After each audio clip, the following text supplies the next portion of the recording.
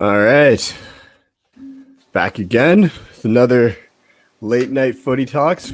This time we're previewing the Leeds United versus Manchester United game. I got my boy Indiana here. Thanks for showing up. Thanks for coming out. Thanks for having me on again. No problem. So yeah, I just want to kind of jump right into this one because I specifically wanted you on this one because you know the rivalry. You have a grasp of what it is. I have an understanding of it, but as you know, in North America, like we only really got the games probably a bit after that rivalry died out.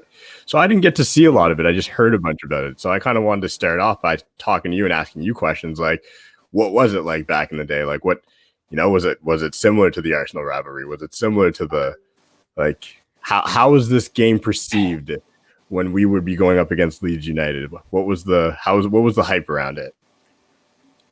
It's a huge pride thing for the local fans mainly, Lancashire, Yorkshire. It's a in the UK it's very weird. You have like Cornwall, for instance, like they just this rival. That's like a quarter, probably not even a quarter of a state, smaller state. It's Sorry, pride. You're cutting out a bit. No. You're cutting out a bit. You're cutting out just a bit on me. Can you hear me better now? I can hear you. You just can't move too much. There you go. Okay, cool. Bear with me. So. It was doing the laggy thing. Yeah, maybe try that video. That's fine. All right. Are we good? I think we're good. Let's try it again. All right, cool. Sorry. So you're saying it's like a district thing? Cam? Yeah. Can you hear me? Can you hear me? I can hear you. Can you hear me? Cool. Yeah. Yeah, we're good. So you're saying it's like a local pride thing. Okay. Now I'm getting the StreamYard problem. What I'll do is I'll just talk a bit about the game until I can hear you. That's the safest thing to do. All right. This is a massive rivalry. We have this debate a lot in a lot of, because we're in group chats and things together, aren't we? So I have this debate with Chelsea fans a lot, because for me the four biggest rivals for Manchester United are Liverpool, City, Arsenal, and Leeds. In fact, that for me they're the only rivals.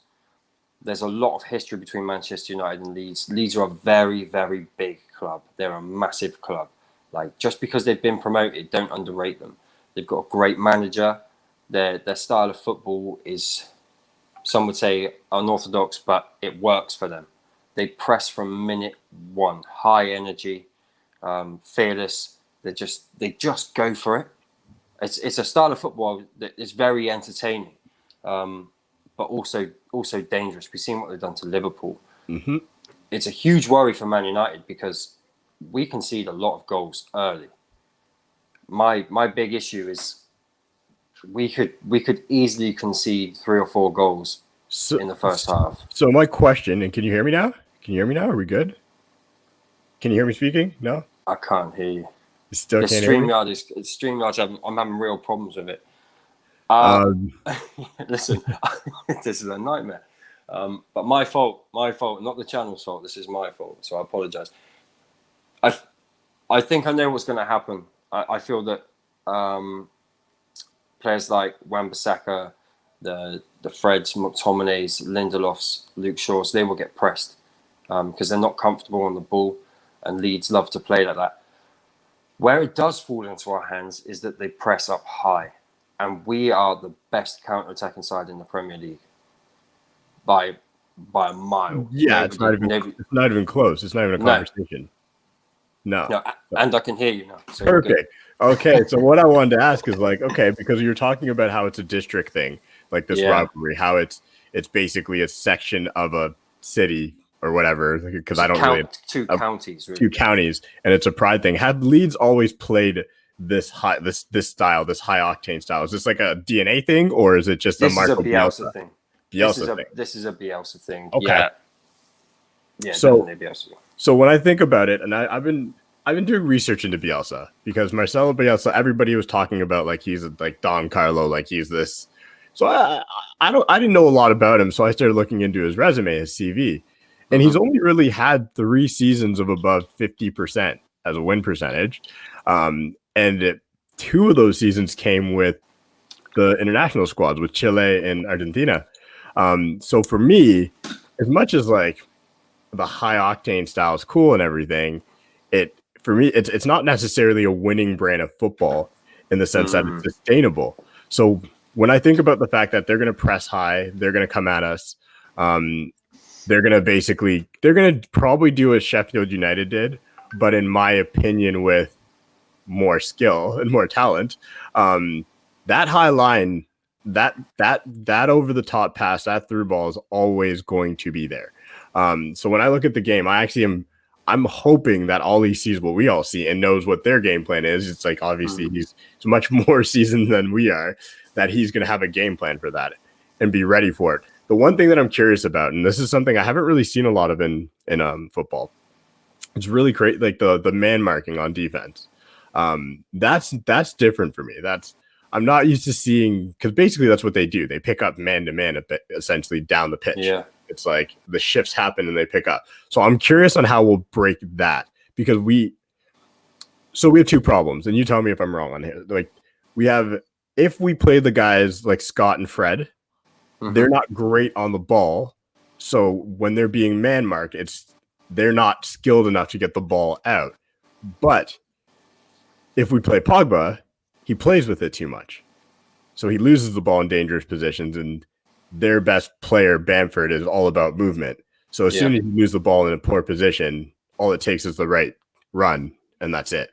So I'm trying to think, what do you think Ollie's going to do to try and counteract the high press and the... Fred's definitely going to play. Yeah, okay, that makes sense. So I think Fred has to play because he's high energy. That he's like, how I feel about our midfielders. We're like we play these midfielders because we don't have better midfielders. That's all I can tell you. Fred has to play, and I completely get why Pogba would have to play. I get it, and I don't have an issue with Pogba playing because he can unlock us on the counter attack. I get that. I do understand that. If we had the double pivot, it's defensively. Like, I don't know how Ollie's going to see this. I really don't. So will he go with his trusted McTominay and Fred and try and break them down, or will he go with Pogba and Fred and Bruno? Bruno, have Fred with the high energy, Pogba to try and unlock and put the balls over the top for Martial, Rashford. I think if Cavani's fit, Cavani plays through the middle. I think that happens. I would personally play Pogba and Fred. So is this a game where we go with the extra midfielder then? You don't start a Greenwood? No, I go with the front three. Okay. Definitely, because stretch them. They're not very quick at the back. And they like to press forwards. They like to press. So you want more than two options up top. Bruno can run this game. So I was thinking about the fact that if you start Bruno and Pogba, I would hope to see a repeat of what we saw against Sheffield United, where they were basically unlocking the offense. They were taking turns, and I think that's probably our best chance, because as much as I'm confident, and I don't believe we're going to lose this game, there is that fear of a Bamford, Jack Harrison. I'm kind of worried about the way he plays. They're Cavaliers, right? They're always on the front foot. And like we just said earlier, if we start slowly, like we always have, and we concede early, I can't say we're a different team because we still win games. Like it's such a hard thing to say, right? It's like I'm out here saying, well, we can't concede first because then we'll be in trouble. But are we at home or are we away? I can't remember. We're at home. We're at home. Okay. So we can't concede first. If we were away, concede first, the game's in our hand. It's such a weird situation to deal with this United team right now. It's that you can't go out and say we can't concede because we've conceded in every single away game and won. 6 games on the bounce. Most of our this is something I wanted to talk about too. The DNA change in United last year. If we had gone down by a goal or 2 or whatnot, the game was over pretty much. Mm-hmm. That's what it felt like almost every game. This year it feels very different. I don't know if it's an overcorrection or if it's just a mentality thing like we've been talking about. But this year it feels completely different where the players don't switch on until they have to. Yeah. But we can't continue like that. So this is a game where I actually hope we potentially go with an extra midfielder, but I'm always scared of that formation because it seems the most vulnerable. I was doing some interesting research and I wanted to bring this up because it's just it's a cool talking point because obviously we've bought 2 of our legends from Leeds United. I think 2 of the greatest players, Rio and Cantona. And this kind of ties into the I think it's a myth. I don't know. You tell me if I'm wrong here. The myth of like Sir Alex Ferguson didn't always have resources at his disposal, and that he realistically, because he was so good, he didn't have to spend. But Rio Ferdinand's fee, what do you think it would be if we put inflation on it today? The 30 million pounds we paid for him. Rio Ferdinand. I think we'd be looking at the 120. 165 million pounds. Wow. The inflation of that 30 million pound transfer translates. It was another level though. Right? So it's like you look back on that and you think to yourself, well, Ollie's never been even close to spending that much on the player. It's not a thing. And he spent 1.2 million on Cantona, and that turned out to be a 41 million pound transfer, which is a bargain, an absolute bargain. And when you think about the inflation, it's a Bruno buy. It's a Bruno buy, which to transform the team. So you look at it, and I think about this team, and I think this is one of those games where it's sad that we don't have a winger, and that's why I was opting. I would say my starting 11, and I'm cautiously saying this because I think you should switch it. I don't think Ollie should go with the same team for the whole game. I think you should switch his formation halfway through. Is to start with the extra midfielder to mitigate the pressing, have that extra body to protect it, so you can play Bruno, so you can play Pogba, so you can play Fred. Then you can put Matic or Scott McTominay in there as like that extra shield. And I think Cavani and Rashford up top was what I would do, because then on your bench, if the game's not going your way, or if you want later on to switch it up, then you can bring in Martial. You can send one of the midfielders to the bench, like you can send a Pogba now off. Because hopefully by that point, like he's done his job, you send a Pogba off and you gain control that way. That's what I would do. I mean, I could be wrong on that, but I think with the extra midfielder, it protects us from their incessant pressing and the way they want to play defense. I think it'll go the opposite way. I honestly do. I think we'll play with the 3 up top, but it will be Rashford, Martial, and Greenwood. We'll have Scott McTominay and Fred and Bruno. And then we'll see Cavani and Pogba come on. I think that's more likely what's going to happen. I think Ollie will want to. Again, our midfield's not good enough. It's not good enough. So our defensive midfield's not good enough. We have all the attacking options, but we don't. No, as a whole, our midfield's not good enough. It's not a good enough unit. Yeah. It's not. That's where the issue is for me. And you need to screen those back 4. They're not quick enough. For one, I mean, Lindelof's not slow. He's not slow, but his football brain's not really in tune with his legs a lot of the time. So you have to have the 2 in there. You have to have Fred with a high energy. Let Scott McTominay sit a little bit more. See if Bruno can unlock the 3 up top. And then I think what will happen is the later stages of the game, we'll see Cavani come on, Greenwood come off. We'll see Scott McTominay come off and Pogba come on. And hopefully we can kill the game that way. Do you maybe start Axel Tuanzebe instead of Lindelof? I always have an issue with breaking up centre-back partnerships. I always have an issue with that. In terms of pace, no, I don't think you do. No, I don't think you can. We're too far into the season now, where we've been winning games with that back 4 to start messing around with it, changing it up. I think if we had I think if we had a few more cup games, if we were like talking February, and we'd had a few cup games of Axel playing a lot more games, then we could look at it and say, yeah, that's an option. But it's too risky. Too risky right now. Yeah. No, I guess that's fair. And I know for sure Luke Shaw will start. We know that. That's in this type of game, Luke Shaw's a definite start. Yeah. He didn't play in the last game, I think, for that reason. I think it was a specific sit. The same with Fred and Scott. That's why I think they both play. I think they both play for that reason. I think I'm resisting it because I'm just don't want it. I don't want like against the Leeds. This is where like I'm in my own brain and I struggle with this. I struggle with my own mind on this one. I think to myself, I want us to attack. I want us to play with possession. I don't want us to go in there set up to defend against the fact that they're going to be pressing and come at us. I want us to counter that. I don't want us to do that because whenever we do that, we get found out.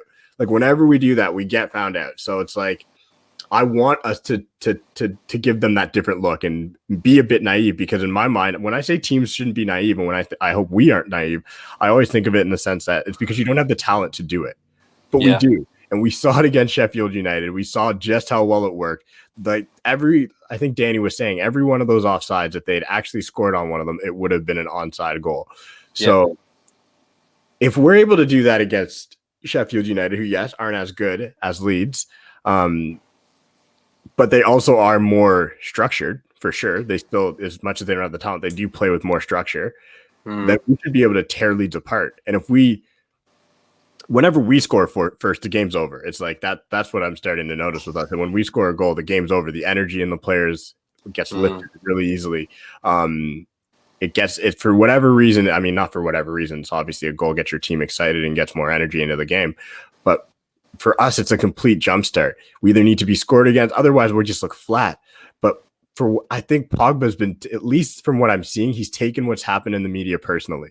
Because it's that last game he came out and he was playing. He was playing hard. He was doing everything he could. I think he's comfortable, Cam. I think he's at peace with himself. He's told. Listen, people don't just allow that. People's agents don't just come out and say they're leaving without them having a conversation with the club. He's got no issue with Ollie. Ollie will know he's leaving before the statement came out. I still think, and I think you've said the same thing actually. I still think Pogba has said, but he's not going to renew his contract. He wants to leave at the end of his contract or next summer. Van der Beek came up and they thought, actually, let's get Van der Beek right now because Pogba is going to go. We don't want to be in a situation where the world knows we need a centre midfielder. Ever since that news has broke, we've seen a better Pogba. Yep. Ever since his agents come out, he's played better. I think he's just comfortable with himself now. He's made his mind up. He's not under any pressure. He's got that bit of freedom, but he's still given his all. So I have no issue with it, and I have no issue with a player that wants to leaving. Yeah, me neither. So that's what I think it is. It's a shame that he couldn't feel that way for his career, if you like, at Manchester United. But that's what I think. That's what I think we're seeing. And the reason why I think we will see him play is because I think Phillips will be up for the challenge of Bruno. I think that's where the game might be won. There is if Bruno can be nullified in any way, the balls might need to come from a bit deeper, and that's where Pogba comes into play. So that's a good segue, because I wanted to ask you, who do you think the danger men are on that Leeds team? What do you like? What is their most likely path to beating us? Phillips, for one, just closing down our options. He's been on fire, and again, Leeds play with high energy, so he's always on his toes. Bamford's just an old school striker. If you think about the goals we've been conceding, he's the one sort of striker you don't really want to play against. It's not the strikers that are dribbling and running at you. It's the ones that get their toe on the end of a board or that header or that scruffy goal. He's capable of doing that as well as just turning in the box and hitting the back of the net. He plays with this fearlessness as well. So he could be a real problem. He could be a real problem. Yeah, for me, the one thing that worries me, but it gives me a sense of solace is Dallas, because he gets forward, he marauds, and that whenever that happens, whenever we get kind of not overran, but whenever there's our midfield is, I guess, outnumbered, that's when we see mistakes, and I'm hoping that they can pick that out. Like when a Dallas decides he wants to go far too forward, or Ailing doesn't, for me, play any defense, like at all. So that's the side I think we should be attacking. That's why I think we'll go with three, Cam. That's why I think we'll go with three up top. I really feel they're for the taking there, with Rashford on the right, Martial through the middle, Greenwood, or even Greenwood on the right. I don't think it matters with those two, if I'm perfectly honest.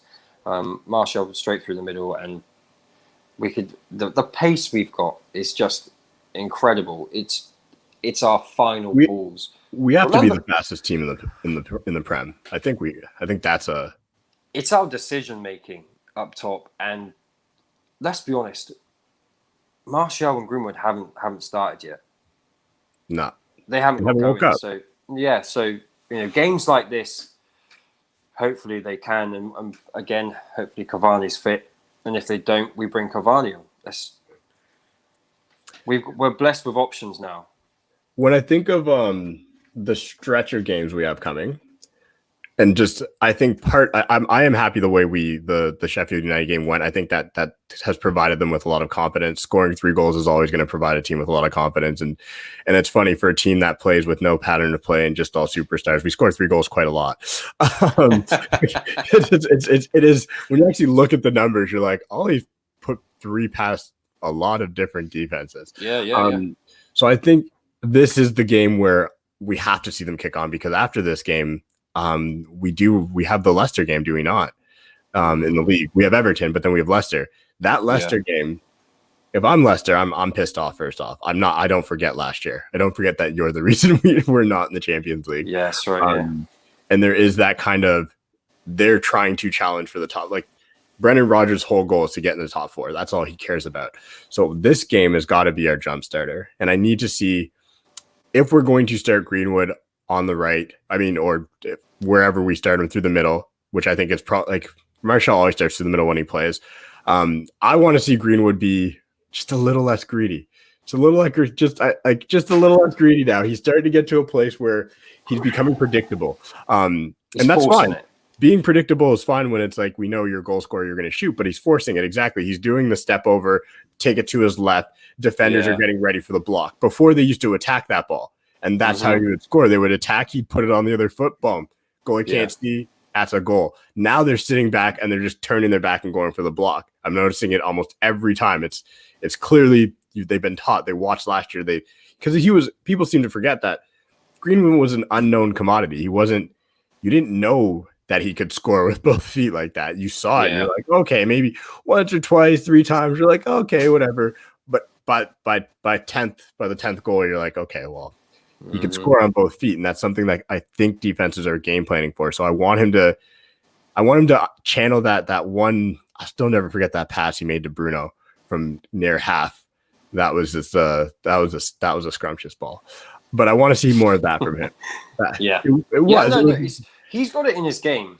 It's a confidence thing for him right now. We know he's had a bad year. So, and he's young. Like, again, I've got no issue with Martial on the left, Rashford on the right, and Cavani through the middle. Like, Greenwood doesn't have to play, and that's how it should be. That's how it should be. He's a young guy, and he should be playing games with no pressure. That's how it should be. That's how you're going to get the longevity and the best from him. That's how he's going to develop. But I have no worries about him playing. That's how good I think he is. He does need goals, and Martial. They both need to just get a couple of goals, and we'll be flying. We will be flying up front. I think with Martial, and he does this all the time, and I'm hoping since he's scored in the last game, that's his. He always will go in patches. He's never going to be a 1 goal. For 5, like a goal a game for 5-6 games. He's going to be like 2 goals, 3 goals, 2 goals, 3 goals. Then you don't see him for a month. And every pundit out there is going to say he's just not interested and he doesn't care, which isn't the case. He just goes through patches. So I'm hoping this next game is the game we see the Martial brace or Martial setting up Rashford. It's also Martial and Rashford haven't been on the pitch enough this year. That suspension really killed them, and they're clearly, both of those players are clearly a lot better when they're on the pitch together. They need it's very clear they need the somebody that's going to give that other option, the overlap. Someone's going to pull a bit of the pressure off them because they both dribble at the defenders. Neither of them, as we know, are old school strikers. They're not going to stay in one place. They like to drift. They like to move around. They need to dribble. So if you're doing that, you need somebody who's going to actually come onto the ball and give you another option. Because if you're dribbling at a guy and there isn't anybody making the runs, it's realistically it just ends up in them getting shut down. They dribble into traffic. They just dribble and they get stopped. So I'm hoping, that's my hope, is that we see this triumphant, if they're going to play together, actually take off. I want to see I would love a clean sheet. That would be, I know it's, I think it's unlikely. It's the least likely scenario. Well, that's the other thing, Cam. A derby, everything's out the window. There are players that know about this derby. Like Rashford would have grown up with this. It wouldn't have even been Arsenal. It would have been Man City, Liverpool, and Leeds. They would have been the rivals. These are the teams we hate. And the same for Leeds. They've got a lot of Leeds born and bred players. So they'll all be up for this. They will. It's a shame the fans aren't there, because this is a big game. This is a much bigger game than Man United Spurs or Man United Chelsea. This is a big, big game. It's interesting that they've been down for so, and that's another thing that scares me. That is what you're saying. There's actually what scares me the most, is because they've been down for so long, and now they get their chance to. Oh, they'll want this. They'll be up for this game. Trust me. They will want this. The fans will not care where they finish in the league, as long as they don't get relegated. As long as they do the double over Man United. It's like that, eh? Yeah. It's real hate. It's real hate. You've seen. I don't know whether I've actually shown you some. I'll show you some messages later, and you'll get my point. But form goes out the window in derbies a lot of the time. It does. So I think we will concede goals. I see this being a high scoring game. I really do. Leeds are very open. We've been a bit dodgy at the back. They play with this fearlessness. They press from minute one all the way through the game. They never stop that. They are high energy. They will press Wan-Bissaka. They will press him on the ball. We can't do this silly playing out from the back 4 or 5 passes before we play it forwards. That cannot happen. If that happens, we are in trouble. Well, then we're probably the only time we haven't been doing that nonsense was the Chelsea and City game. I'll be shocked if we don't try and play out from the back. It's kind of it's what not playing out from the back, Cam. It's having those extra 3 or 4 passes. Not playing up from the back. It's that dumb, like, you see Maguire get it, then you see him look back to dilly-dally. And they go back and forth, then they look at De Gea, and you're just like, don't do it. You're like, don't make that pass. Just put it. Every time they make that pass. So if the dilly-dallying happens, you're right. And then Bamford gets into even an inch of space. You're right. That's probably they'll probably be goals. And I'm hoping there's not, though, because if there's not, that'll mean there's a stark improvement in our defense too. Because if we're able to have the clean sheet against City, have the clean sheet against Chelsea, obviously we gave up 2 goals against Sheffield United, and the one was just a terrible mistake, a howler. Obviously, if you have that mistake, you're gonna run into problems. So, but if you can get a clean sheet in this game, it'll send a message to the league. You're just the high octane Leeds United came to Old Trafford, and we shut up shop and we did our job defensively. As Jose says, you can't lose a game if you don't allow the other team to score. I know we're not going to play like that, but we started the show off by saying we are the best counterattacking team in the league. So, as much as it might anger fans, and it might anger some of the hipsters or whatnot that we're not playing tiki-taka football against this team, would it necessarily be a bad thing that we've decided to sit back and play on the counter? Not fully sit back, but it's kind of similar to the way we played PSG the first time would be what I would like to see, where we sat back in some parts of the game and then we pressed, and it was on and off. It's kind of like how Southampton plays right now as well. That's what I probably want to see us do, because at least you'll keep them guessing. If you sit back the whole game, you're in trouble. But if you choose when to press, you can unlock your counter.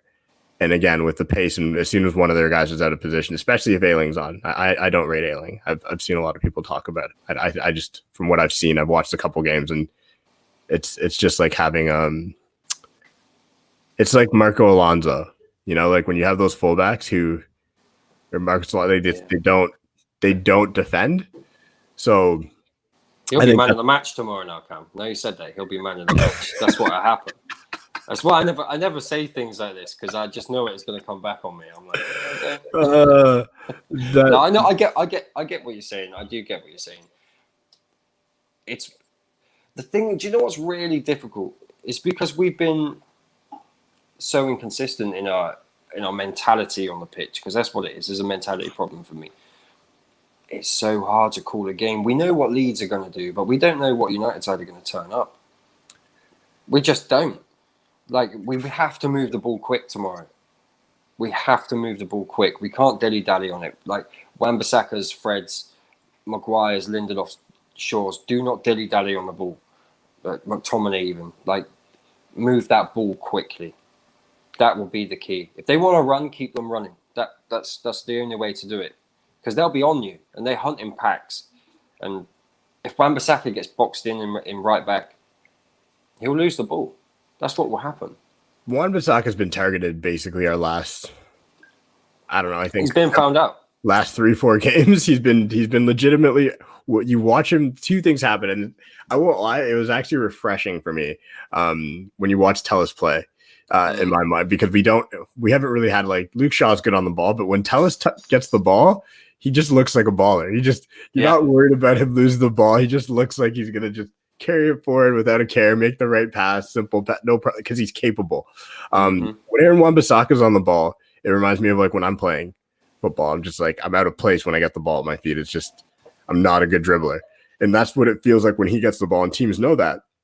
So they do one of two things: either press him to make him lose the ball and make a bad decision, or they sit off of him for a little bit, let him go forward, and it's always a midfielder who comes across and then pulls a double team, he makes a wrong pass, and it's always just goes into an errant space. Whether it ends up with one of our players or not, that's sometimes it happens, but most of the time it doesn't, and that's where we lose the ball on the right-hand side, and it's because there's really no outlet. Even this is the thing. Greenwood and him don't work well together because Greenwood doesn't come back to help him. He just but that's the thing. He's not a right winger, is he either? No, and I do get that. I feel for Wan-Bissaka in that respect. I don't want to see any player panic when they've got the ball at their feet, especially at the back. Like that's the one thing I don't mind so much when he's in the other half and he's up near the box and he's panicking and all he does is pass it backwards. I don't mind that so much because I know he hasn't got the ability to, or the confidence maybe, because I think he's had 4 assists last season. He did something like that, but it was always those. And this is where Scholes is. He didn't mean to. Probably comment could come. It's always those when he's just bombing down the right hand side and he just whips it in. And that's for me. I always think he's just hoping. Like, I never actually truly, when I watch Wan-Bissaka cross the ball, I never actually think he meant for it to go where it went. Yeah, Beckham doesn't come to mind, does it? Like, you don't have flashbacks. I get what you're saying.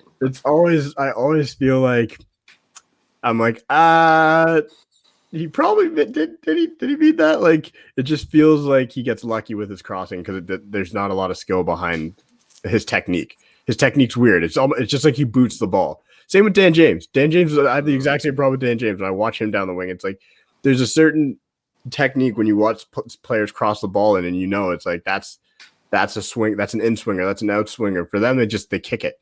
Kick it. Just like kick in the middle and hope somebody comes across it. Cool. So what's your prediction for tomorrow? What do you think is going to happen? Score predictions. I'm going 3-2 United. 3-2 United. Manchester United. That's what. Let's get that straight. Who are your goal scorers? The real United. Who are the goal scorers? Bruno, Rashford, Cavani if he plays. If not, Martial. All three score. Mm. I'm going to go with, I'm feeling good about the squad, 4-2. Bruno with 2 goal contributions. Maybe a pen. Maybe a cheeky little pen.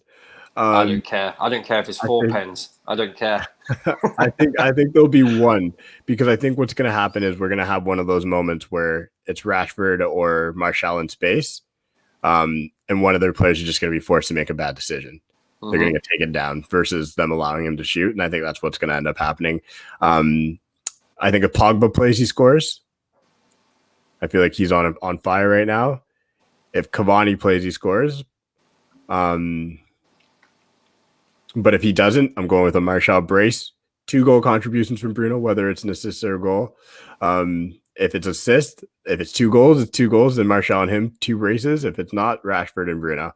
That's how I see it happening. Because I don't see Pogba playing enough. Because I am, as much as I want him to, I am worried about it. I think it's going to be Scott and Fred. I think Pogba comes on later and kind of helps us keep possession. And we'll get like a late. I think it'll be 3-2, and it'll be a nervy situation, and we'll get a late goal. Like the scoreline will be flattering. I feel that's how. Like if it's 4-2, it'll be because we got that 4th goal. And there's goals in this game. I can't see a 0-0. No, I don't have a Cavani plays or not. We know he's going to get some sort of ban in January, so he's going to get some game time over the Christmas period. But Leicester next week. That's where I want Cavani to play. So if this is the thing. If I'm Ollie, I'm trying to find out as much information I can about what's going to happen with his ban. Because if he's going to get banned for that game, then you play him. Because you're like, you're going to be rested for the next 3 games. No, January the 4th, isn't it? The ban. So when do we play Leicester? Wait, he's banned. He did get banned? I thought he got I think if there is a ban, the decision will be made on January the 4th. When do we play Leicester? Hold on, let me check, because that's a good question. Sure when we play the Christmas fixtures, they're so messy, aren't they? Like there's NFL on right now, and I completely forgot. Like it's the same. It's the exact same in like North America. It's like Christmas comes and like sports down your throat, which I love. I'm not gonna complain. All right, let's see when this game is. This picture, because that's a good point. And if it is the 4th, then you're okay, because Cavani will be available.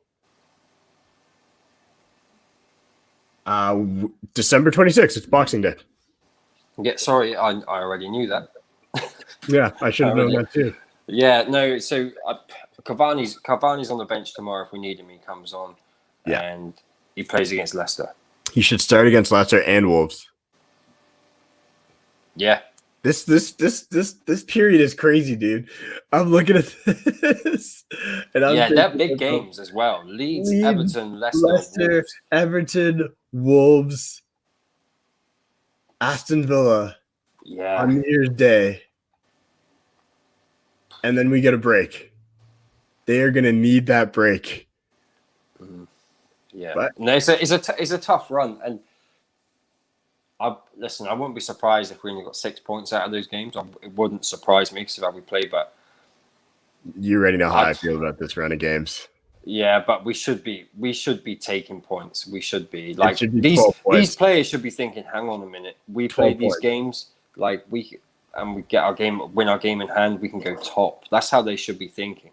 And then, because the problem is, once you come out of the first international break, that's the game. That's the game. That game will define how this league looks for the rest of the season.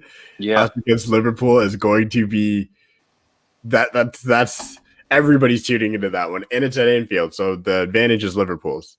So we have to think that we're going to drop that game. Like, to be a realistic fan, I have to look at it and be like, we're going to Liverpool, we're setting up shop and praying for a 0-0. Like, that's what, if we get a point out of that game, that's a point gained. Yes. Yeah. No, if you go and play the champions, home or away, but especially away, like you should expect to lose that game. Like, a draw or win is incredible, especially for us, because I'll say it again, apart from Arsenal, I feel we are the most unbalanced side in the league. the balance in terms of the chemistry between the players and the players we have for positions, we are one of the most unbalanced sides in the league. Where we are right now is great. I'm loving where we are right now. Yeah, I would have never. Like I said we were going to finish top 4. I didn't think it was going to be like it feels at this point, and I shouldn't say it, but it feels at this point that we'll comfortably finish in the top 4. In my just how I feel versus last year we had 16 points at this time, so it's like I like we didn't finish comfortably in the top 4 last year, but with 6 extra points at this time, we wouldn't have even been stressing in those last games. We've been like, all right, whatever. Like the leagues, we're going to the Champions League. I just want us to get to a place where we're no longer looking at Europa as a way into the Champions League. It's just like, okay, cool. If you get knocked out in the group stage, which we did, no big deal, happens. We were in a tough group. Like this is another thing. We both have the same feeling of this. How could you have ever been like group of death and then be upset we got knocked out? It's like somebody gets knocked out. Yeah. Like somebody goes. Or even you can't win it. Even how can you have the mentality of we can't win this, but I'm angry we got knocked out? Yeah. Like it makes no sense. So many people are like, there's no way United's going through. So the way I look at it is year in and year out, the goal for me is top 4 very least right now, not Arsenal style where it's like, oh, top 4 and that's all we need. It's like, no, top 4 and show progression in the league. Show that you could put together, again, some chemistry, a run. We need 1 or 2 more players. We have 3, 4. I shouldn't say 1 or 2. We need like 3 or 4 players. Get those in and then see what happens. Let all these contract run down. I'm not I just don't understand a world where you extend him or let him. Yeah. Don't do either. I agree. Don't be stupid. Don't do either. You let it run down. By the end of it, once it's ran its course, we now know what we have. Then you make your decisions. That's right. Because what's hurt us is extending him, for instance. If everybody said, like, if they actually wanted Poch, then they made a huge mistake when they extended him. And that was a mistake they made. That's not. They're not looking at Poch. I don't believe that for a second. And listen, this club is such a mess. And we know it's not going to be fixed from the top, so it has to be fixed from the bottom. I think Ollie is the best manager we have had since Fergie at navigating Woodward and the Glazers, like actually being able to navigate them. The academy is definitely improving. I think that's where it has to start, is from the bottom all the way up rather than from the top down, because we know that's not going to finish in terms of the end product being football, the first team football. Progression for me is still is moving forwards. So as long as we're moving forwards, I don't have a problem with Ollie being in charge. If we get top 4 this season, that will be the first time it's been done since Alex Ferguson. Back to back. Now, if that's not progression, I don't know what is. So, bear in mind, like, you've got to build. You've got to have somewhere to build from. You've got to have some sort of foundation to build from. Like, there's no good bringing a new manager now with new ideas and. He doesn't like the Martials. Bruno doesn't fit his system or what have you. He wants these different players, and you're back to square one. Let's just keep, as long as we're moving forward, I think any manager, no matter who it is, should stay in the job. The minute I see a sustained period of a drop-off, that's when the manager needs to be changed. I agree. That's how I feel. Or the players stop playing for the manager. That's the big one for me. Yeah. Whenever you start seeing, and it's not even players like I think of like what was a good team that was a good example of players just stopped playing. Obviously Chelsea and Mourinho, that was a big one. Yeah. We saw that. United and Mourinho. Like they had to get rid of Mourinho there and everything changed. We saw it with Spurs and even Pochettino. It's like if you ever start seeing it like that, where the players just literally like it's just another loss to them. They don't seem to care. That's when we have problems. But I'm gonna end things here. It's been a good chat.